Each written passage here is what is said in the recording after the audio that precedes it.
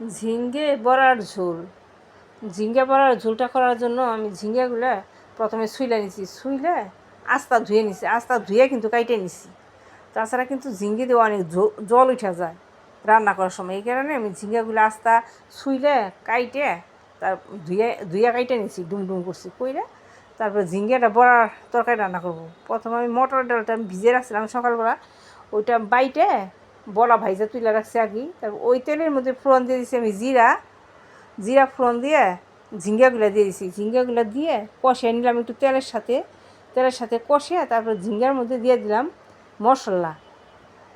দিয়ে দিছি 1 টেবিল চামচ জিরার গুঁড়া, 1 টেবিল চামচ ধনিয়ার গুঁড়া, পরিমাণ মতো হলুদ, লবণ, কাঁচা লঙ্কা।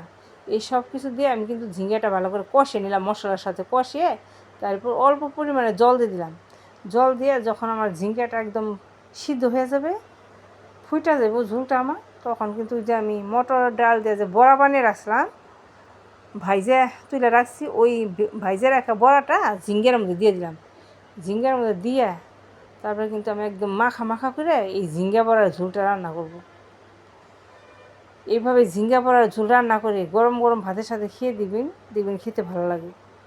আমার এই ঝিঙ্গা বড়ার ঝোল রান্না করার রেসিপিটা যদি ভালো লেগে থাকে তাহলে পেজটি সাবস্ক্রাইব করে আমার ভিডিওতে একটা লাইক করবেন। আর এরকম মটর ডাল দিয়ে বড়া করে ঝিঙ্গা বড়ার ঝোল রান্না করে খেয়ে দেখবেন ভালো লাগে। এই ঝিঙ্গা বড়ার ঝোলটা দেখতে একদম সুন্দর হয়, মাখা করে রান্না করলাম, আর খেতেও কিন্তু ভালো হয়। কারণ বড়া দেওয়ার পরে কিন্তু আর বেশি ঝোলটা জাল করা যায় না, বড়াগুলো ভেঙে যাবে।